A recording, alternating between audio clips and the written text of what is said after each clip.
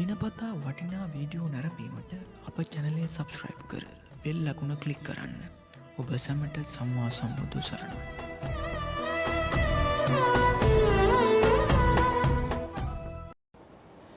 දැන් බුදුරජාණන් වහන්සේ මුණ ගැහෙන දවසක් ජානුස්සෝනි කියන බ්‍රාහ්මණයෙක් ඇවිදින් අහනවා ස්වාමීනි අපි මිය පරලොව ගිය අයට පින් දෙනවා. නොඑක් පින්කම් කරනවා. මේ කරන පින මේ අය ගන්නවද කියලා. අපිටත් තියෙන ප්‍රශ්නේනේ. අපි පින් දෙනවා 7 දවසෙන් පින්කම් කරනවා 3 මාසෙන් කරනවා අවුරුද්දෙන් කරනවා. මේ කරන පින ලැබෙනවද? බුදුරජාණන් වහන්සේ වදාළ බ්‍රාහ්මණය සුදුසු තැනදී ලැබෙනවා නුසුදුසු තැනදී ලැබෙන්නේ නැහැ කිව්වා. ඒකයි උත්තරේ. තේරුණාද? තේරෙන්නේ නැහැ. මේ බ්‍රාහ්මණයා කියන ස්වාමීනි ඕක නම් මට තේරුම් ගන්න අමාරුයි කිව්වා. මට විස්තර කරලා කියන්න කිව්වා. මොකද්ද සුදුසු තැන මොකද්ද නුසුදුසු තැන කියලා විස්තර වශයෙන් කියන්න කිව්වා මට තේරුම් ගන්න. එතකොට ඇයි බුදුරජාණන් වහන්සේ කෙටියෙන් ඒ කීවේ? එතකොට උන්වහන්සේ විස්තර කරනවා. බුදුරජාණන් වහන්සේ වදාලා පින් ගන්න බැරි නුසුදුසු තැන් තමයි කීවා. කෙනෙක් පෙර අකුසලයක් හරි බලවත් වෙලා නිරේ වැටෙන්න පුළුවන්. කෙලෙස් සහිතව ජීවත් වෙන කෙනා සෝවාන් ඵලයටපත් වෙලා හිටියේ නැත්නම් ඕනෑම වෙලාවක මැරිලා නිරය, තිරිසන් ලෝක, പ്രേත ලෝක, අසුර අපාය ආදී දුක් සහිත තැනකට වැටෙන්න පුළුවන්. එතකොට යම් කිසි කෙනෙක් මරණින් මත්තේ නිරේ ඉපදිලා හිටියෝ. නිරේ උපදින්න කොච්චර කාලයක් යනවද මැරුණාට පස්සේ? ඒ වෙලාවෙම නිරේට ඇදිලා යනවා. ආයි මේ දවස් 7ක් කැරකි ඉඳලා මේ 7 දවසේ දාණයෙන් පස්සේ පින් අරගෙන නිරේට එහෙම එකක් නැහැ. ධර්මයේ තියෙන්නේ යථාබතන් නික්ඛිතෝ ඒවන් නිරේ කියනවා. ඔළුවේ තියාගෙන හිටපු බරක් බිමට වැටෙනවා වගේ. ඒ සැනින් චිත්තක්ෂණයයි. මෙහෙ මැරෙනකොටම චුත වෙනකොට ප්‍රතිසන්දි චිත්තේ ඊළඟ සැනින් පහළ වෙන්නේ නිරිසතෙක් හැටියට. සමහර විට මෙහෙ පාංශු කුල දෙනකොට එහෙ ලෝදිය බොනවා. ඒ නිසා මෙහෙ මැරෙනකොටම එහෙ පහළ වෙනවා නිරිසත්ත්වෙක් හැටියට. එතකොට මේ නිරේ ඉපදිච්ච කෙනා දැන් අපි දන්නේ නැහැ. කවුරුත් දන්නේ නැහැ. හැබැයි පින්කම් කරන්න පුළුවන්, පින් දෙන්න පුළුවන්, පින් අනුමෝදන් කරනවා. ඒ කෙනාට පින් ගන්න පුළුවන්ද? බෑ. දන්නෙත් නැහැ. පින් ගන්න පුළුවන්කමකුත් නැහැ. එතකොට පින් ගන්න බැරි තැනක් තමයි නුසුදුසු තැනක් තමයි කියව නිරේ වැටුනොත් කෙනෙක් දෙන පිනක්වත් අනුමෝදන් වෙන්න බෑ. ඊළඟට බුදුරජාණන් වහන්සේ වදාළ තිරිසන් අපායේ උපදින සත්වයෝ ඉන්නවා. තිරිසන් ලෝකෙට වැටෙනවා සමහර මරුණාට පස්සේ. තිරිසන් සතාට තේරෙනවද පින් අනුමෝදන් වෙන්න පුළුවන්ද? දැන් අපි හිතමු කවුරු හරි මැරිලා තිරිසන් ලෝකෙක ඉපදුනා කියලා. ඒ කෙනාගේ ඥාතින් මේ පින්කම් කරනවා. අනේ මේ අසවලා නැති වෙලා දැන් අවුරුද්දයි අවුරුදු 2යි 5යි කියලා පින් දෙනවා. අර තිරිසන් ලෝකේ ඉන්න සත්වයෙක් දන්නවද සාදු සාදු කියලා අනුමෝදන් වෙන්න? නෑ. ඒ කෙනා දන්නෙත් නෑ, පින් ලැබෙන්නෙත් නෑ, පින් ගන්නත් බෑ. එතකොට පින් ගන්න බැරි තැනක් තමයි තිරිසන් අපායකට වැටුනොත් පින් ගන්න බෑ කියලා. പ്രേත ලෝකේ ඉපදුනත් හැම പ്രേතෙක්ම පින් ගන්නෙත් නෑ. ඒකයි ඊළඟ කාරණේ. ධර්මයේ තියෙනවා പ്രേත කොට්ටාස ගණනාවක් ගැන තියෙනවා. නිජ්ජාම තන්හික කියලා പ്രേත කොටසක් ඉන්නවා. නිතර බඩකින්නෙන් පිපාසෙන් ඇඟ ගිනි ගන්නවා වගේ පිච්චෙනවා කියලා. දැන් නිකන් හිතන්න මිනිස්සෙකුට උනත් මේ වේලක් දෙකක් කන්න නැති උනොත් බඩ පපුව දාලා යන්නේ නැද්ද බඩකින්නට? වේදනාවක්නේ, කුසගිනි වේදනාවක්. එතකොට රීදෙනවා, දනවා. එතකොට මේ බඩ පපුව පිච්චෙනවා වගේ, ගිනි ගන්නවා වගේ වේදනාවක් දැනෙනවා. හැබැයි කොච්චර පින් දුන්නත් පින් ගන්න බෑ කියනවා. පින් අනුමෝදන් වෙලා සැප ලැබෙන්නේ නැහැ කියනවා. ඒ අය ගැන තියෙන්නේ හරියට වේලිච්ච ගල් තලාවක් උඩට උණදලු ටිකක් කපලා දැම්මට පස්සේ හරියට අර වේලිච්ච රස්නෙට මේව ඇකිලිලා වේලිලා යනවා වගේ උඩු බැලි අතට වැතිරිලා විලාප දෙදී කෑ ගහනවා කියන බඩකින්නට. හැබැයි පින් ගන්න බෑ කියනවා. ඊළඟට ඉන්නවා කුණු පාස කියලා പ്രേත කොටසක්. ඒ අයගේ ආහාර තමයි මල කුණු වල තියෙන ඕජාව. මල කුණු වල තියෙන ඕජාව උරා බොනවා කියනවා. ඊළඟට දරුවෝ ලැබෙනකොට ගලන ගැප් මල ගිහින් ආග්‍රහණය කරනවා කියන. පිරිමින්ගේ කාන්තාවන්ගේ ශරීර වලින් නිකුත් වෙන නොයේක් අසූචි වර්ග උරා බොනවා කියන. ආග්‍රහණය කරනවා. පින් ගන්න බෑ කියන. කොච්චර මහා පින්කම් කරලා පින් අනුමෝදන් කරත් කුණු පාස කියන പ്രേත කොටසේ ඉපදිලා ඉන්න പ്രേතේකට ඒ පින් අරගෙන සුවපත් වෙන්න සැප ලබන්න බෑ කියන. ඊළඟට ඉන්නවා ගූතකාදක කියලා പ്രേතයෝ. මොනවද ආහාර කරගන්නේ? අසූචි. ඒ අය උපදින්නෙම අසූචි වලවල් වලමයි. අසූචි වලේ උපදිනවා අසූචි ආග්‍රහණය කරනවා. ලක්කන සංයුක්තයේ තියෙනවා දවසක් මොගලන් මහරහතන් වහන්සේ ලක්කන මහරහතන් වහන්සේ සමග ගිජ්ජකූට පර්වතයෙන් පහළට බැහැලා වැඩම කරනකොට අසූචි වලකින් ගොඩට ඇවිල්ලා ඉන්න ප්‍රේතියක් දකිනවා. ඒක දකින්නේ මුගලන් හාමුදුරුව විතරයි. ලක්කන හාමුදුරුවන්ට පේන්නේ නැහැ. ඉතින් අහනවා ස්වාමීනි ඔය කාවද දැක්කේ? කවුරු දිහාද බලාගෙන ඉන්නේ? එතකොට නමුත් ලක්කන හාමුදුරුවන්ට පේන්නේ නැහැ. බුදුරජාණන් වහන්සේ ළඟදී අහන්න කියනවා. බුදුරජාණන් වහන්සේ ළඟදී අහනකොට මේ විස්තරේ කියනකොට බුදුරජාණන් වහන්සේ කරපු අකුසලයක් විපාකයක් පෙන්නනවා. ඒ වගේමයි තව තියෙනවා പ്രേතවත්වයේ තියෙනවා තමත් ওই වගේ പ്രേතය අමනුෂ්‍යය ගැන සිදුවීම් ගණනාවක්. එතකොට අපිට පේනවා මේ අසූචි වලවල් වල උපදින අමනුෂ්‍යයෝ ඉන්නවා. සමහර වෙලාවට මේ අමනුෂ්‍යයෝ ඒ අසූචි වලෙන් උඩට ඇවිල්ලා එහාට මෙහාට ගමන් කරනවා. අපිට පේන්නේ නැහැ. නමුත් අපිට ඒ දුර්ගන්ධය එනවා යනකොට. සමහරු කියනවා මේ ගියේ ඇතුලෙන් හරීම ගඳක් එහාට යනවා මෙහාට යනවා. මේ ප්‍රේත ගඳ කියන. මිනිස්සු දන්නේ නැද්ද? කියනවා. නමුත් පෙනුන් නැති වුණාට ඒ එහා මෙහා යනකොට එන ගඳ දැනෙනවා. එවැනි අසූචි වලවල් වල උපදින ප්‍රේතයන්ට පින් ගන්න බෑ. තව ඉන්නවා නොයේක් විදිහේ പ്രേත වර්ග ඉන්නවා. කාල කංජික කියලා പ്രേතයෝ ඉන්නවා. පින් ගන්නම බෑ. එතකොට මෙවැනි പ്രേත කොට්ටාස ගණනාවක් ගැන ධර්මයේ සඳහන් වෙනවා. මේ අතරේ කෙනෙක්ගේ පිනක් අනුමෝදන් වෙලා සුවපත් වෙන්න පුළුවන් පරදත්තූප කියන പ്രേතයෙකුට විතරයි කියන්නේ. පරදත්තූප කියන්නේ අනුන්ගෙන් පිනක් අපේක්ෂාවෙන් ඉන්න අය ඉන්නවා. හැම වෙලාවෙම අපේක්ෂා කරන අනේ අපේ ඥාතීන් අපේ දරුවෝ අපේ සහෝදරයෝ අපේ ඥාතීන් අපිව සිහිපත් කරලා පිනක් කරලා අපිට අනුමෝදන් කරાવી කියලා බලාගෙන ඉන්නවා. එතකොට එහෙම පින් කරලා පින් අනුමෝදන් කරනකොට ඉක්මනට ඒ දිහා බලාගෙන ඉඳලා සාදු සාදු කියලා අනුමෝදන් වෙනවා. ඒ අනුමෝදන් වෙනකොට පිපාසයෙන් හිටියොත් පිපාසි නැති වෙනවා කියනවා. කුසගින්නෙන් හිටියොත් කුසගින්න නැති වෙනවා. ආහාර පහළ වෙනවා, වස්ත්‍ර පහළ වෙනවා, ඉන්න තැන් පහළ වෙනවා, විමාන ලැබෙනවා. හැබැයි අපිට පුළුවන් ද പ്രേත ලෝකේ ඉපදිච්ච කෙනෙකුට පින් අනුමෝදන් කරලා දිව්‍ය ලෝකෙට යවන්න පුළුවන්ද? ඒක කරන්න පුළුවන් කමක් නැහැ. පින්වතුනි, പ്രേතවත්වයේ තියෙනවා සාරිපුත්ත හාමුදුරුවන්ගේ ආත්ම 5කට කලින් අම්මා වෙච්ච പ്രേතියක් ගැන. දැන් හිතන්න සාමාන්‍ය කෙනෙක්ද කියලා. අසංකේයකුත් කල්ප ලක්ෂයක් අග්‍ර ශ්‍රාවක තනතුරක් ලබන්න පෙරම් පුරාගෙන ආවේ සාරිපුත්ත හාමුදුරුවෝ. එතකොට ඒ වගේ පින්වන්ත කෙනෙක්ගේ අම්මා කෙනෙක් ආත්ම 5කට කලින් අම්මා වෙලා හිටපු කෙනා. මැරිලා പ്രേත ලෝකෙ ඉපදුනා.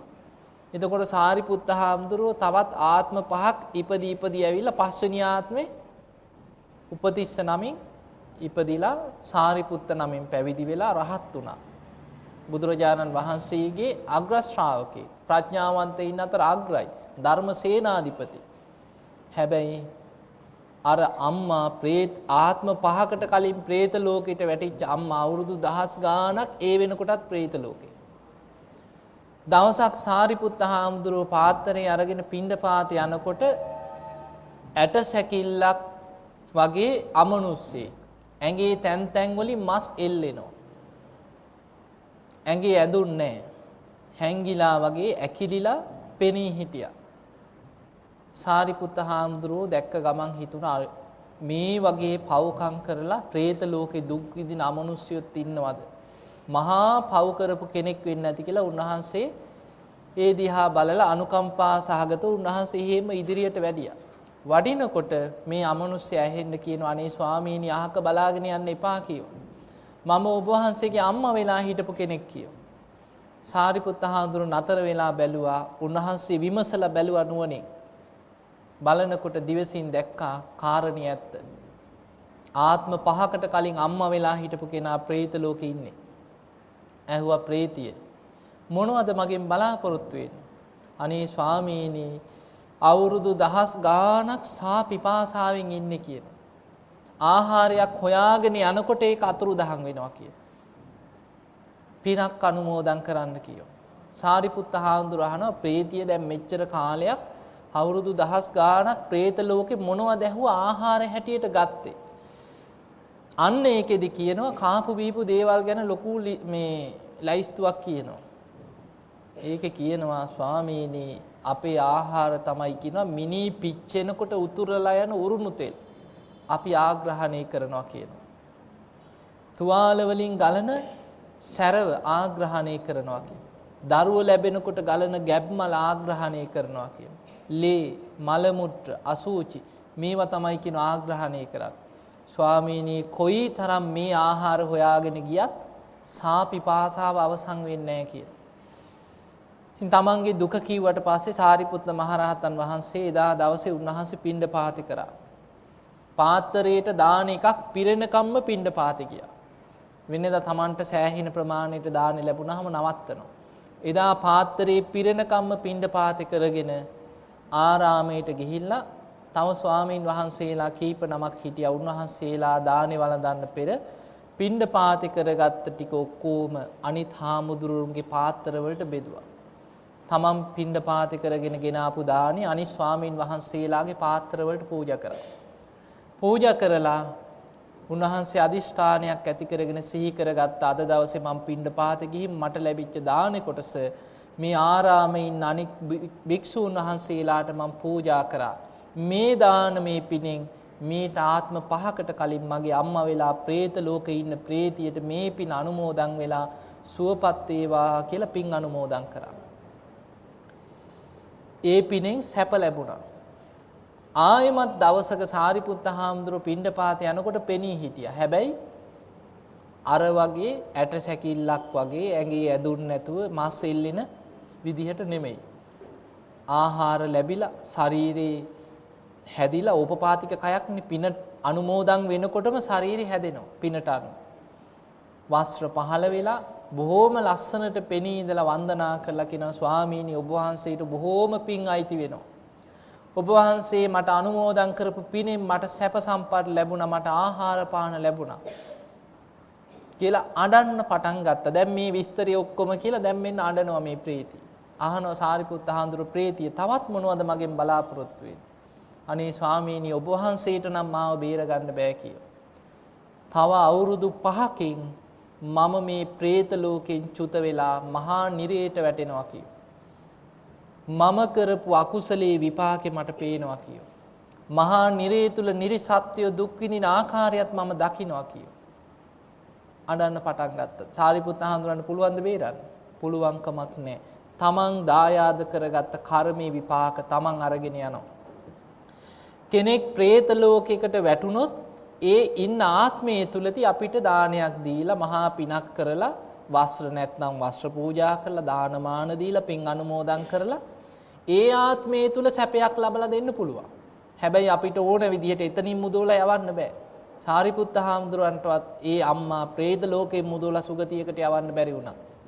එතකොට බලන්න තමන් දායාද කරගත්ත කර්මයට අනුව උපත කරා යනවා. අන්න බුදුරජාණන් වහන්සේ වදාලා එතකොට අපි මැරිච්ච අයට පින් අනුමෝදන් කරාට පින් ගන්න පුළුවන් ඊටාම සුළු කොටසකට විතරයි. දැන් අපි හිතමු මනුස්ස ලෝකෙම අපි ඉපදිලා ඉන්නවා කියලා. දැන් අපි හිතමු අපිම ගැන හිතමු. දැන් අපි පෙර ජීවිතේම මනුස්ස ලෝකේ ඉඳලා ආව කෙනෙක් නම් ඔබ හිතන්න ඔබ මේ පෙර ජීවිතේත් මනුස්ස ලෝකෙම හිටියා කියලා. සමහර වෙලාවට ඔබේ කලින් ජීවිතේ ඥාතීන් දැන් පින් අනුමෝදන් කරනවා. අම්නේ අපේ අම්මා නැති වෙලා දැන් අවුරුදු 30ක් වෙනවා. අපේ තාත්තා නැති වෙලා දැන් අවුරුදු 40යි 50යි කියලා දැන් දූ දරුවෝ මුණුබුරෝ දැන් පින්කම් කරලා පින් අනුමෝදන් කරනවා. ඔබ දන්නවද? අනුමෝදන් වෙන්න දන්නවද?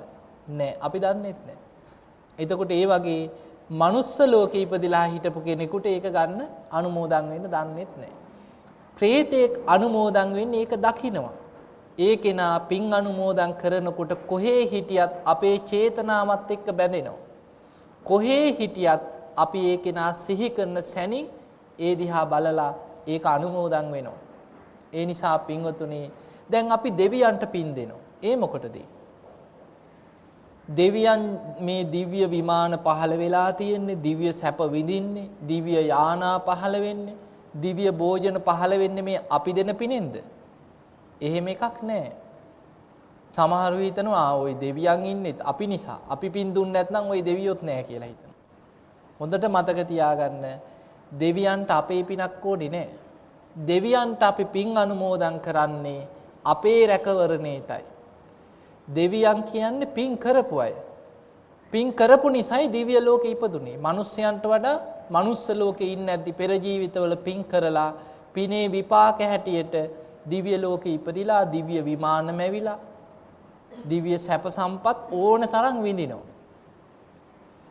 මනුස්ස ලෝකේ ඉන්න අපි දම් පින්කම් කරලා අපි ධර්ම දේශනා කරලා හැම දෙයක්ම කරලා පින්කම් කරලා අපි දෙවියන් සිහිපත් කරනවා. සිහි කරලා අපි දෙවියන්ට පින් අනුමෝදන් කරනකොට බුදුරජාණන් වහන්සේ වදාලා ඒ දෙවිවරු ඒ දිහා බලලා සතුටු වෙනවා. අනේ මනුස්ස ලෝකේ ඉන්න අසවල් අය, අසවල් උපාසකවරු, උපාසිකාවරු මේ විදියට පින් දහම් කරලා අපිවත් සිහිපත් කරලා අපටත් පින් අනුමෝදන් කරනවා නේද? මේ අයට යහපතක්ම වේවා කියලා දෙවියන් ආශිර්වාද කරනවා කියන. එතකොට අපි දෙවියන්ට පින් දෙනකොට ඒකේ පෙරලා ප්‍රතිවිපාකේ තියෙන කාටද? අපටමයි. ඒ නිසායි අපි දෙවියන්ට පින් දෙන්නේ. බුදුරජාණන් වහන්සේ වදාළ නිතර දෙවියන්ට පින් දෙනකොට හරියට එකම දරුවෙක් ඉන්න අම්මා කෙනෙක් ඒ දරුවා රැක ගන්නවා වගේ දෙවිවරු ඒ අයව ආරක්ෂා කරනවා, රැක ගන්නවා, උදව් උපකාර කරනවා. ඒ නිසා පින්වතුනි අපේ පිනෙන් යම් සැපයක් හරි ලබලා පිනක් බලාගෙන ඉන්නේ പ്രേත ලෝකේ පරදත්තූප කියන තැනක ඉපදිච්ච කෙනෙක් විතරයි.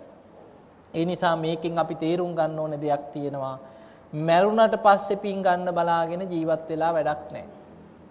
සමහර වෙලාවට ගන්න පුළුවන් වෙන්න ඉඩ තියෙන ඊටාම සුළු පිරිසකට විතරයි.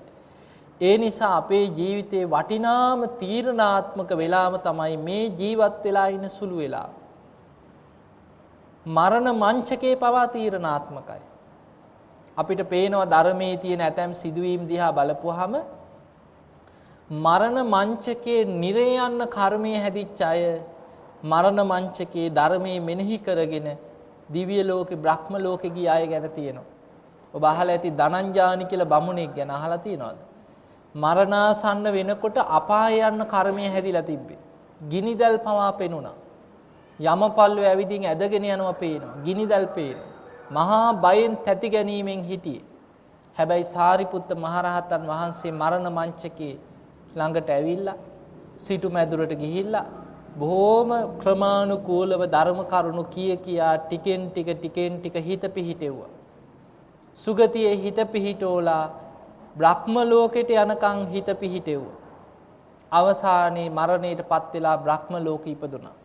එතකොට අපිට පේනවා නිරේ යන්න කර්මයේ හැදිච්ච අයත් මරණ මංචකයේ ධර්මයේ සිහි කරගෙන සුගතිය ගිය අය ගැන අහන්න තියෙනවා.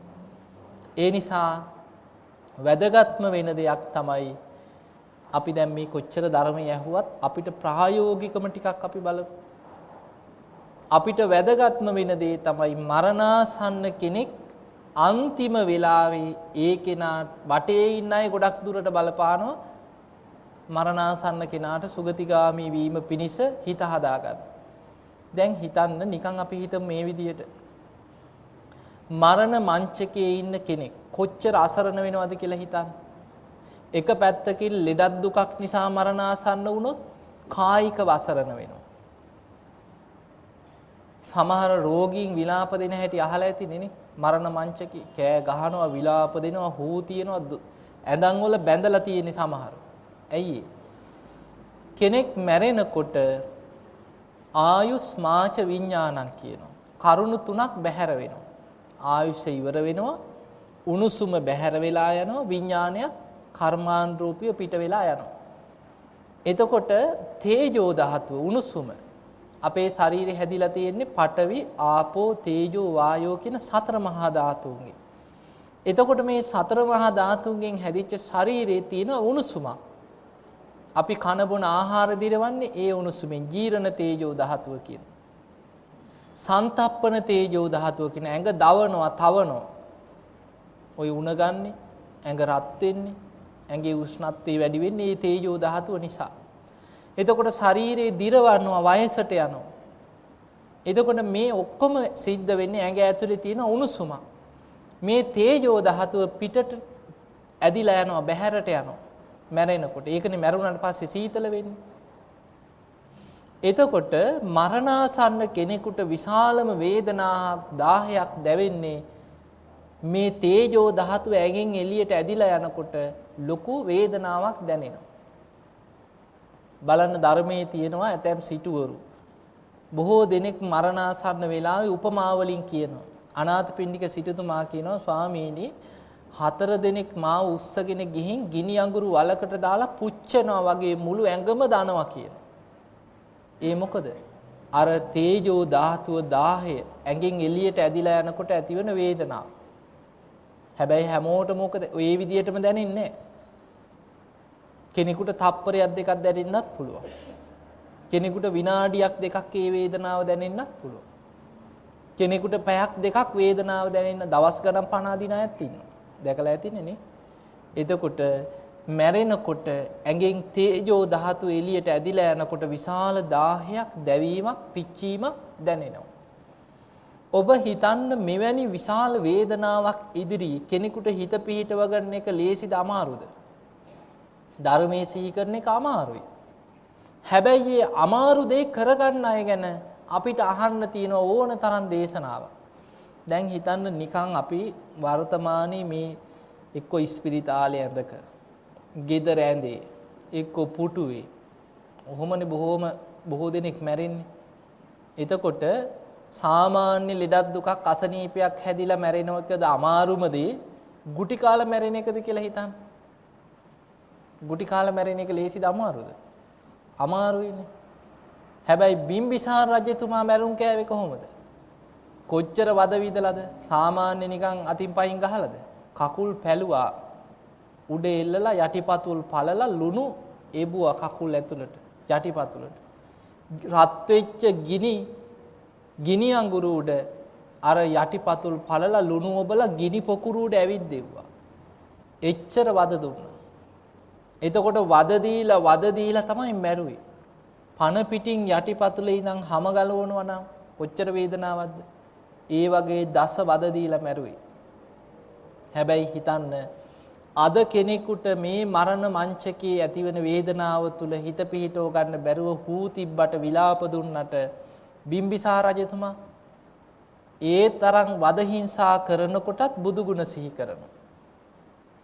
අර හිර කුටියේ කවුළුවෙන් ඈත බලාගෙන බිම්බිසාර රජතුමා සිහි කරනවා බුදුරජාණන් වහන්සේ කාන්තින් අරහං සම්මා සම්බුද්දයි විජ්ජාචරණ සම්පන්නයි සුගත ලෝකවිදු අනුත්තරෝ පුරිස ධම්ම සාරති සත්තා දේව මනුස්සාන බුද්ධෝ භගවා. හොඳට හිතනවා ඊළඟට සිහි කරනවා මේ ධර්මයේ ඒකාන්තේම සත්‍යයක්. ඉපදීම දුකයි කියලානේ බුදුරජාණන් වහන්සේ දේශනා කරේ. ඉපදිච්ච නිසා නේද මම මේ තරම් දුක් වේදනා වලට විඳින්නේ. දැන් බුදුරජාණන් වහන්සේ ඉපැද්දෙව්වා නම් කවුද වැරදිකාරයා? දැන් අපි හිතනවා කවුරු හරි නිසා ඉපදුණා.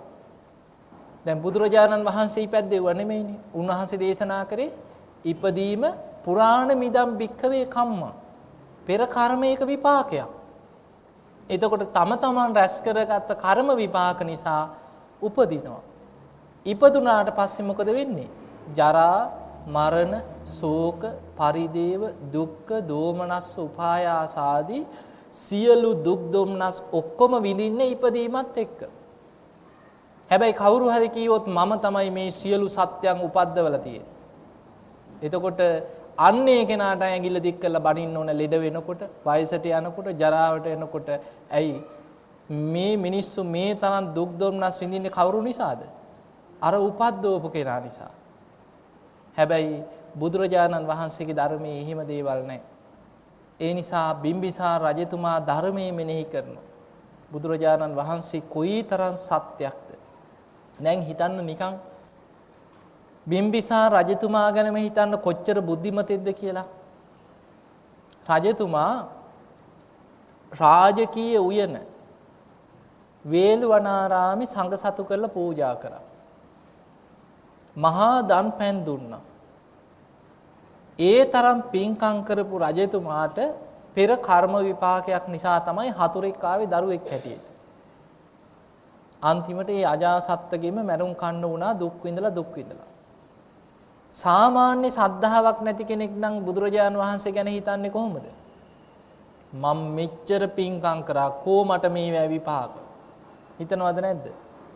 මගේ උයන රාජකීය උද්‍යානයේ මං සංඝ සතු කරලා මේ කුටි හදලා මෙච්චර විශාල පළවෙනි ආරාමේ පූජා කරපු මට මේ හිරබත් කන්න වුණා කෝ බුදුහාමුදුරුවෝ මාව බේරගත්තා.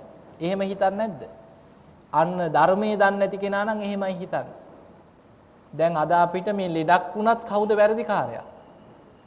අපි මෙච්චර බෝධි පූජා තිබ්බා අපිටමයි කියනවා මේවා ඔක්කොම. අපි මෙච්චර දම් පැන් දෙනවා අපිටමයි කියනවා මේ හෙන. අර අරුන් යසාගේට ඉන්නවා කියලා කවුරු හරි පව්කාරයෙක්ව පෙන්නනවා. ඇත්තද බොරුද? හැබැයි බිම්බිසාර රජතුමා බලන්න බිම්බිසාර රජතුමා අච්චර වේළුවනාරාමේ තමන්ගේ රාජකීය උයන සංඝ සතු කරලා පූජා කරා. දහස් ගණන් භික්ෂූන් වහන්සේලාට වැඩ ඉන්න වේළුවනාරාමේ කුටි සෙනසුන් හදලා දුන්නා. සංඝයා උදෙසා මහා දානමය පූජාවල් පින්කම් කරා. ඒ තරම් පින්කම් කරලා හැබැයි පෙර වෛරක්කාරයෙක් දරුවෙක් හැටියට ඇවිදින් මේ අජාසත්ත නිසා ඒ තරම් වද හිංසා විඳලා මැරුම් කෑවා. හැබැයි අජාසත්ත ගැන වෛර බැන්දෙත් නැහැ. තමන් කරපු පිනට ගරහා කරෙත් නැහැ. බුදු ගුණ හිතා හිටියා. දැන් හිතන්න අපි දියුණුද රජතුමා දියුණුද? රජතුමා කොච්චර දියුණුද කියලා හිතන්න තවත් වෙන්නේ රජතුමාගේ දියුණුව. දැන් ඔබ නිකන් හිතන්න අපි සීල් ගන්නවා බණ භාවනා කරන අයනේ. ඔබේ දරුවෙක් ඔබව කාමරයකට දාලා කන්න නොදී වහලා තියෙනවා. දවසක් දෙකක්. එච්චර ඕනේ නැහැ දවස් දෙකක් වහලා තිබ්බා කියලා. හිටපන්බ කියලා දොර වහලා ඉවරලා යතුරු අරගෙන යනවා. දැන් ඔබට බුදු ගුණ හිතන්න පුළුවන්ද? ධර්මයේ සිහි වෙයිද? ඉපදිච්ච නිසා නේද මේ වද හිංසා මං විඳින්නේ කියලා හිතෙනවද? නෑ. වර්තමානයේ අපිට පේනවා මේ දරුවන්ට සාප කර කර සමහරු මැරෙන්නේ. මම මූට ඉගැන්නුවේ මෙහෙමයි, කන්න දුන්නේ මෙහෙමයි, මේ කා මට දෙන වද හිංසා කිය අර දරුවට සාප කර කර මැරෙන අය නැද්ද? ඉන්නවා. ඇයි ඒ? Taman දන්නේ නැහැ, Tamanගේ හිත රැක ගන්න දන්නේ නැහැ. මොන ප්‍රශ්න ආවත්, මොන ගැටලු ආවත්, මොන විදිහේ දේවල් ආවත් තමන්ගේ හිත රැක ගන්න තමන් දක්ෂ වෙන්න ඕන. අන්න බිම්බිසාර රජතුමාට ඒ දක්ෂතාවය තිබුණා. කකුල් පළලා ලුණු දාලා වද හිංසා කරනකොටත් ධර්මයේ සිහි කරගත්තා, තමන්ගේ හිත රැකගත්තා. මැරුණා. දැන් බලන්න එච්චර වද දීලා මැරිලා දුගතියකට වැටුණාද? නෑ. ජනවසබ කියලා දෙවි කෙනෙක් වෙලා ඉපදුනා. දීඝනිකායේ තියෙනවා ජනවසබ කියලා සූත්‍රයක්.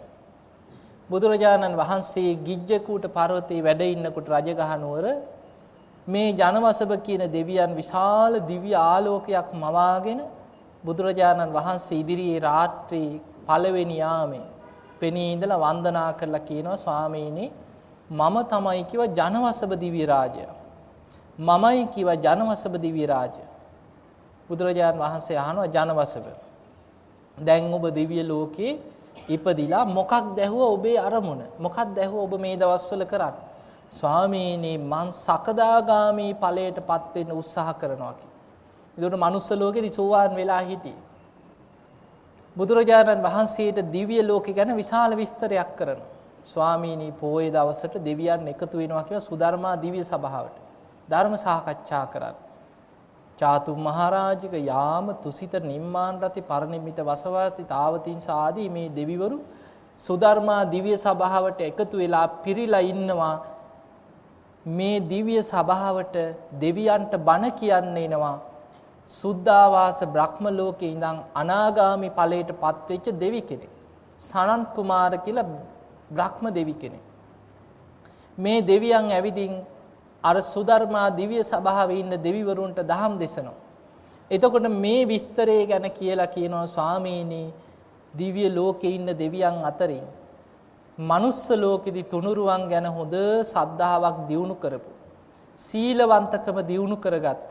ධර්මඥානයේ ත්‍යාග සම්පත්තිය ප්‍රඥාව දියුණු කරපු දෙවියන් අනෙක් සියලු දෙවිවරුන්ට වඩා දිව්‍ය වර්ණයෙන් තේජසින් බබලනවා කියන. මේ විදිය ලොකු විස්තරයක් කරලා බුදුරජාන් වහන්සේට වන්දනා කළ අතුරුදහන් වුණා. දැන් බලන්න අච්චර වද දීලා මරලා ඒ එකක්වත් කීවේ නැහැ. සාමාන්‍යයෙන් දැන් ඔබට අහන්න ලැබිලා ඇතින ওই පිරේතිය අක්කු වැහෙනේ වහෙම ගම් වල එහෙම වැහිච්ච ගමන් මොනවද කියන්නේ? මම මේක වරගෙන යනවා මේක මට මෙහෙමයි කරේ මම මුගෙන් පලි ගන්නවා එහෙම නේද කියන්නේ? මම මුන්ගේ පවුල් පිටි විනාශ කරනවා ඔවුන් ඉන්න දෙන්නේ ඇයි අර මැරෙන්නෙම වෛර බැඳගෙන. වර්තමානයේ වැඩිපුරම මැරෙන්නෙම සාප කරගෙන වෛර බැඳගෙනමයි මැරෙන්නේ. මැරිලා අමනුස්සයෙක් යක්ෂයෙක් පෙරේතයෙක් වෙලා ඉපදුනත් ඒ ඇවිදින් කාට හරි වැහුණත් කියන්නේම මොකද්ද? පලි ගන්න එකම තමයි හිතේ තියෙන්නේ. අර කරපු දේවල්මයි හිතේ පිහිටවාගෙන ඉන්නේ. හැබැයි බලන්න ජනවසබ දෙවියන් දිව්‍ය ලෝකේ ඉපදිලා අච්චර වද දීලා මරලා කකුල් පළලා ලුණු දාලා ගිනි පොකුරුවට ඇවිද්දෝලා එච්චර වද දීලා බැරුවේ බිම්බිසාර රජතුමා. හැබැයි දිව්‍ය ලෝකේ ඉපදිලා බුදුරජාණන් වහන්සේ මුණ ගැහුණා. නිකමටවත් අනේ ස්වාමීනි භාග්‍යතුන් වහන්සේ මාව මැරුවේ මේ විදිහටයි කියලා එහෙම දෙයක්වත් කීවේ නැහැ. එහෙම දෙයක්වත් දේශනාවේ නැහැ. ස්වාමීනි මං දැන් සකදාගාමි වෙන්න මහන්සි ගන්නවා කියලා වන්දනා කළ අතුරුදහන් වුණා. පසුවදා බුදුරජාණන් වහන්සේ භික්ෂු සංඝයා රැස් කරා. මේ පිරිස රැස් කරලා බුදුරජාණන් වහන්සේ වදාළ මහණෙනි ඊයේ රාත්‍රී විශාල ආලෝකයක් විහිදවාගෙන දෙවි කෙනෙක් ඇවිදින් මම තමයි ජනවස්සබ මමයි ජනවස්සබ දිව්‍ය රාජයා කියලා මේ විදිහේ කතාවක් කරා කිය. මේ නම කියනකොටම ඉස්සරහා හිටපු ආනන්ද හාමුදුරුවෝ වැඳගෙන නැකිට්ටා. නැකිටලා කියනවා ස්වාමීනි මට අවසරයි ඒ කාන්තේම ජනවසබ දෙවියන් නමින් ඔය නම් එන්නේ නැත්තේ බිම්බිසාර රජතුමාමයි කියවා. බුදුරජාණන් වහන්සේ වදාළ ආනන්ද ඔබ ඉලක්කයට හිතුවා කියවා. ඔබේ සිතීම ඔබේ සැක කිරීම හරියට හරි කියවා. ඊ රාත්‍රී ජනවසබ නමින් පෙනී හිටියේ බිම්බිසාර රජතුමා කියවා. එතකොට අදටත් දිව්‍ය ලෝකයේ ඇති ජනවසබ නමින්. එතකොට අපිට පේනවා මරණ මංචකේ කොයි තරම් වද විඳලාද මැරුණේ. ඒත් සුගතියේ ගියා. දැන් අපි තව උදාහරණයක් ගමු. ගින්නෙන් පිච්චිලා මැරෙනවා. දැකලා ඇතිනේ පිච්චිලා මැරිලා යන එනේ ගෑස් ලිපවල් පුපුරලා මැරෙනවා. ගින්නෙන් පිච්චිලා. වෑර් ෂෝට් වෙලා ගිනි ගන්නවා. ගෙවල් ගිනි ගන්නවා. ගොඩ නැගිලි ගිනි ගන්නවා. වාහන ගිනි ගන්නවා. ගින්නෙන් පිච්චිලා නිකන් හිතන්න පණ පිටින් ගින්නකට පිච්චිලා කර වෙලා යනකොට කොච්චර අමාරුද කියලා. එවැනි වෙලාවක ධර්මයක් සිහි කරගන්නවා කියන එක ලේසිද අමාරුද ගින්නෙන් පිච්චෙනකොට නිකම් පොඩ්ඩක් ඇඟිල්ල පිච්චුණත් කොච්චර රිදෙනවද මුළු ඇඟම පිච්චෙනකොට ධර්මයේ සිහි කරන එක ලේසිද අමාරුද අමාරුයි හැබැයි හිතන්න සාමාවතී ඇතුළු 500ක් කොහොමද මැරුණේ ගොඩ නැගිල්ලටම ගිනි තිබ්බ මාගන්දියාව හිටපු මාලිගාවටම රෙදි පාංකඩ ඔතලා කණුවලට උණු තෙල් වක් කරලා ගිනි ගන්න තෙල් වක් කරලා ගිනි තිබ්බා පලි ගන්න. එතකොට මේ මාලිගාවම ගිනි ගත්තා. දොරවල් ඔක්කොම වහලා අගුල් දාලා තමයි ගිනි තිබ්බේ. පැන ගන්න අතක් නැහැ.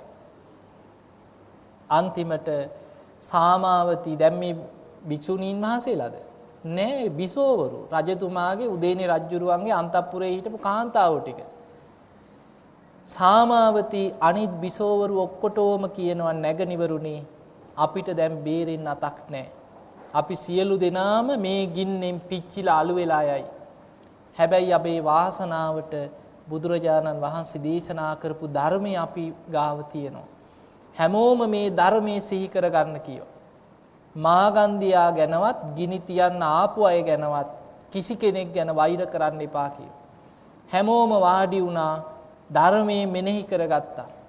ධර්මයේ තියෙනවා ඇඟට වේදනාවක් දැනෙනකොට මොනතරම් වේදනාවක් තුල වුණත් හිත පිහිටවන භාවනාව.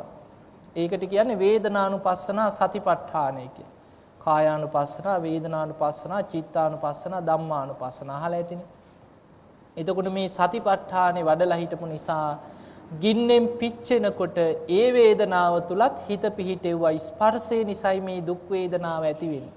මේ ස්පර්ශය අනිත්‍යයි, කයත් අනිත්‍යයි, විදීමත් අනිත්‍යයි, ඒ දැනගන්න විඥානයත් අනිත්‍යයි. ඔය විදිහට අර වේදනාව තුල පංච උපාදානස්කන්ධي වැඩුවා. අර 500ම ගින්නෙන් පිච්චිලා අලු වෙලා ගියා. ගොඩ නැගිල්ලත් එක්ක. අපායි ගියාද?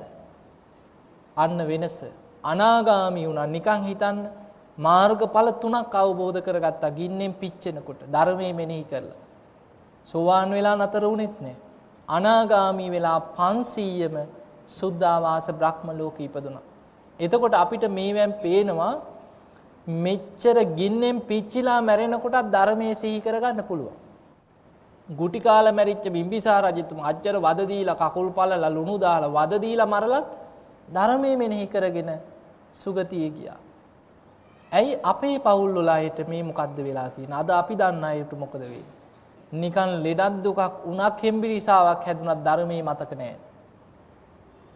ඇයි? ප්‍රායෝගිකව ධර්මයේ ගලපගෙන නැහැ. මේක නිකන් බණ අහනවා අර සෝබනේට බණ අහන. ඒ නිසා ඒ බණ අහලා අපිත් බණ අහලා තිනවා අපි ඕව දන්නවා ඕව අහලා තියෙනවා. එහෙම ධර්මයේ වැඩෙන්නේ නැහැ. ඒ නිසා අහන ධර්මයේ ප්‍රතිඵල ගන්න නම් යෝනිසෝ මනසිකාරය දෙන්න කියන. තමන් තුල අංග දෙකක් තියෙනවා. ඒ අහන ධර්මයේ නුවණින් විමසමින් තමන්ගේ ජීවිතයට ගලපා බැලීමට කියනවා යෝනිසෝ මනසිකාරය. ඊළඟට ධම්මානුධම්ම ප්‍රතිපදාවක ජීවත් වෙන්න ඕනේ. ධර්මයට අනුකූල ජීවිතයක් ගත කරන්න දක්ෂ වෙන්න ඕනේ. තමන් අවංකව හෘද සාක්ෂියට එකඟව සීල් රකින්න ඕනේ. මේ කාටවත් පේන්න නෙමෙයි. අපි සීල් රැක්කා කියලා අහල පහල උන්ට සුගතිය යන්න බෑ. තමන් සීල් රැක්කොත් කාටද ප්‍රතිඵලෙ? තමන්ට. අපායට ගියාට පස්සේ යම රජුරෝ සිහිපත් කරනවා නුඹ නිරේට ආවේ අම්මා කරපු කර්ම ගෙවන්න නෙමෙයි කියනවා. අහලා ඇතිනේ. නුඹේ තාත්තා කරපු කර්ම නිසා අපායට ආව නෙමෙයි. නුඹේ ඥාතීන් යාළු මිත්‍රයෝ අසල්වැසියෝ නෑදෑයෝ කවුරුත් කරපු කර්ම නිසා අපායට ආව නෙමෙයි කියනවා. නුඹ විසින් කරපු මේ වගේ අකුසල් නිසායි කියන අපායට ආවේ. එතකොට අපිට තේරෙනවා අපි සංසාරේ දුක් විඳිනවා නම් නිරේකට වැටුනොත් පෙරේත ලෝකයකට යම් තැනකට වැටුනොත් වැටෙන්නේ කවුරු නිසාද? තමන් කරපු කර්ම නිසා. එතකොට මේක කාටවත් පිටින් දිලා දැන් අපිට අහන්න ලැබෙන්නේ මොනවද? මේ අනුන්ගේ කර්ම කියනවා මේ මගේ පිටින් ගියේ. මේ අය නිසායි කියනවා අපිත් මේවට පැටළුනේ. එතකොට අනුන්ගේ පිටින් තියලා බේරෙන්න පුළුවන්. එහෙම බේරෙන්න පුළුවන් කමක් නැහැ. යං කම්මං කරිස්සාමි කල්යාණං වා පාපකං වා තස්ස දායාත. තමන් යම් කර්මයක් කරොත් යහපත් ඒකේ යහපත් විපාක තමාට ලැබෙනවා. තමන් කරන දේ අයහපත් නම් ඒකේ අයහපත් විපාක ලැබෙන්නේ තමාටමයි. අන්න ඒ නිසා කර්මය ගැන නිතර හිතන්න ඕනේ. තමන්ගේ හෘද සාක්ෂියට එකඟ සීලවත් ජීවිතයක් ගත කරන්න. එතකොට මේ ධර්මයේ ප්‍රතිඵලයක් ගන්න නම් ධම්මානුධම්ම ප්‍රතිපදාවෙන් ජීවත් වෙන්න. ධර්මානුකූල ජීවිතයක් ගත කරන්න. සීලවන්ත වෙන්න, නිතර ධර්මයට අනුව විමසන්න, ධර්මානුකූලව ජීවත් වෙන්න. නිතර බුදු ගුණ හිතන්න, ධර්මයේ ගුණ හිතන්න, සංඝ ගුණ හිතන්න, තමන් රකින්න සීලය ගැන සිහි කර කර සීලානුස්සතිය වඩන්න පුළුවන්. තමන් තුල තියෙන ත්‍යාග සම්පත්තිය ගැන මෙනෙහි කර කර ත්‍යාගානුස්සතිය වඩන්න පුළුවන්. තමන් කැමති දිව්‍ය ලෝකයක හිත පිහිටවලා දේවතානුස්සතිය වඩන්න කියන. හැබැයි එහෙම හිත පිහිටවන්නත් තමා තුල තියෙන කරුණු පහ. සද්ධාව, සිල්වත්කම, ධර්මඥානීය, ත්‍යාග සම්පත්තිය, ප්‍රඥාව තියෙනවා නම් තමන් කැමති දිව්‍ය ලෝකයක් අරමුණු කරලා හිත පිහිටවන්න පුළුවන් කිය. අන්න ඒ නිසා පින්වතුනි මේ මනුස්ස ජීවිතේ අපිට ඊටාම සුළු වෙලාවයි තියෙන්නේ. අද මිනිස්සෙක්ගේ ආයුෂ අවුරුදු 60 ගානකට අඩු වෙලා තියෙනවා. අද ලංකාවේ කාන්තාවකගේ ආයු අපේක්ෂාව 68ක් විතර. පිරිමියෙක්ගේ 69. අපි නිකන් 70යි කියලා හිතමු.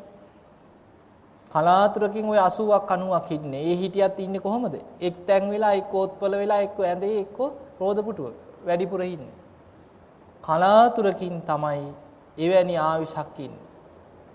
අද මිනිස්සුන්ගේ සාමාන්‍ය ආයුෂ අවුරුදු 60 ගානට අඩු වෙලා. ඒ නිසා මේ පුංචි කාලය තුල අපේ වාසනාවට අපිට බුදුරජාණන් වහන්සේගේ ධර්මය ඇහෙන රටක ඉපදුනා. ඒ ධර්මය අහන්න ලැබුණා. තාමත් ප්‍රමාද නැහැ. සිහි නුවණ තියෙනවා, කල්පනාව තියෙනවා, වීරිය ඇති කරගන්න පුළුවන්. ඒ නිසා අප්‍රමාදී වෙන්නට ඕන. අප්‍රමාදී වෙන කෙනා තමයි මේ ධර්මයේ ප්‍රතිඵලයක් ලබන්නේ. ඒ නිසා අපි දන්නේ නැහැ මිය පරලොව ගිය අයට අපි පින් දෙනවා. හැබැයි පින් ගන්නත් පුළුවන්, නොගන්නත් පුළුවන්. දැන් ජානුස්සෝනි කියලා බ්‍රාහ්මණයා මේ කාරණේ කියපුවාම බුදුරජාණන් වහන්සේගෙන් අහනවා ස්වාමීනි දැන් අපි පින් දෙනකොට ඒ ඥාතීන් පින් ගන්න බැරි තැනක හිටියොත් පිනට මොකද වෙන්නේ කියලා. එහෙමත් අහනවනේ මිනිස්සුනේ. බුදුරජාණන් වහන්සේ වදාලා බ්‍රාහ්මණය අපි පින් දෙනකොට ඒ දෙන පින ඒ ඥාතියට ගන්න බැරි වුණත් අපේ වර්ග પરම්පරාවල් වල මිය පරලොව ගිය ඥාති මෙපමණයි කියලා කියන්න බෑ කියලා. බිම්බිසාර රජතුමාගේ පින් ගන්න බුද්ධංකුර ගණනාවක්. බුද්ධංකුර 92කට කලින්. එතකොට මේට බුදුවරු ඒ කියන්නේ කල්ප 92කට කලින් විපස්සී බුදුරජාණන් වහන්සේටත් පෙර බුදුරජාණන් වහන්සේගේ කාලේ අකුසල් කරලා නිරේට වැටිලා දුක් විඳලා පෙරේත ලෝකෙට ආපු പ്രേත කණ්ඩායමක් බලාගෙන හිටියා පින් ගන්න. ගෞතම බුදුරජාණන් වහන්සේගේ කාලේ බිම්බිසාර රජතුමා ඒ වේළුවනාරාමේ පූජා කරලා මහා පින්කම් කරලා පින් අනුමෝදන් කරයි කියලා ඒ පින ගන්න බලාගෙන හිටියා. ඒ මුල් කරගෙන තමයි තිරෝකුඩ සූත්‍රය දේශනා කරේ. එතකොට අපිට පේනවා සමහර වෙලාවට අපි දන්නෙත් නැහැ කල්ප ගණන් පෙර නෑදෑකම් ඥාතිකම් තියෙන මේ ප්‍රේතයෝ අමනුෂ්‍යයන්ට මේවා තේරෙනවා. දැන් අපි ජීවත් වෙන්නේ අවුරුදු 60යි 70යි වුණාට අමනුෂ්‍ය ලෝකයේ ආයුෂ අවුරුදු දහස් ගණන්, දසදහස් ගණන්, සමහරු ලක්ෂ ගණන් പ്രേත ලෝකවල ඉන්න අමනුෂ්‍යයෝ. ඒ අය බලාගෙන ඉන්නවා මේ ඥාති සම්බන්ධතා මත. දැන් බලන්න සාරිපුත්ත හාමුදුරුවෝ හොයාගෙන ආවේ ආත්ම 5කට කලින් අම්මා කෙනෙක් පින් ඉල්ලගෙන. එතකොට පින් ගන්න බලාගෙන ඉන්න ඥාතීන් ඉන්නවා. අන්න ඒ අය පින් දෙනකොට අනුමෝදන් වෙනවා කියන. ඒ නිසා අපි පින් දෙනකොට එක්කෙනෙක් විතරක් සිහිපත් කරන්න එපා. පින් අනුමෝදන් කරනකොට ඒ අපි දන්න කියන ඥාතීන්ට අමතරව පින් අපේක්ෂාවෙන් ඉන්න යම් තාක් ඥාති පිරිසක් ඉන්නවා නම් ඒ සියලු ඥාති මේ පින් අනුමෝදන් වෙලා සුවපත් වේවා කියලා සියලු දෙනාට පොදුවේ පින් දෙන්න. අන්න එතකොට ඒ පින් ගන්න පුළුවන් තැන්වල ඉන්න යමෙක් ඉන්නවා නම් ඒ හැමෝම පින් ගන්න. දැන් ඒ අපි එහෙම කරන්නේ ඇයි? මැරිච්ච කෙනෙකුට අපිට අතින් අතට යමක් දෙන්න බෑ. මෙන්න අපි ඇඳුමක් ගත්තා මෙන්න මිය පරලොව ගිය තාත්තටත් සරමක් කමිසයක් කියලා අතින් පූජා කරන්න බෑ. එතකොට අපි බත් පිඟානක කනකොට ඒ මැරිච්ච කෙනාටත් බත් පිඟානක් බෙදලා එහෙම දෙන්න පුළුවන්ද? එහෙම දෙන තැනුත් තියෙනව නේද? දැකලා නැද්ද? පෙරේත කොට්ටක් තියෙන කොච්චර ලැජ්ජාවක්ද බලන්න.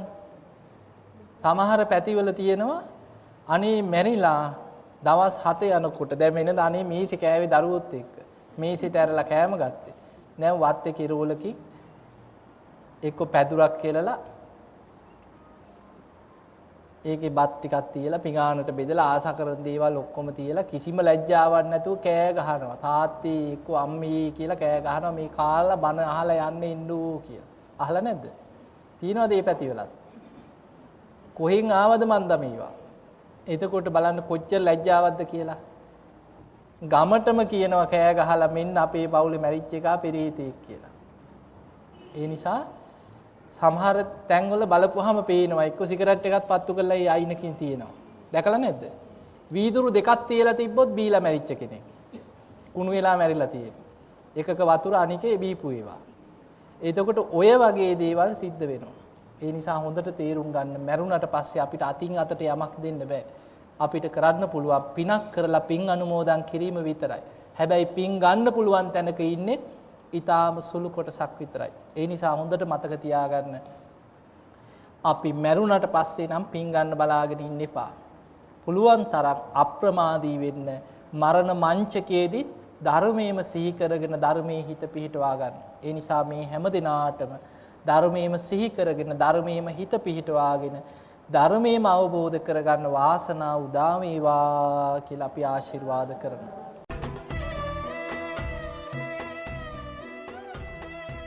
දිනපතා වටිනා වීඩියෝ නැරඹීමට අප චැනලේ සබස්ක්‍රයිබ් කර බෙල් ලකුණ ක්ලික් කරන්න. ඔබ සැමට සම්මා සම්බුදු සරණයි.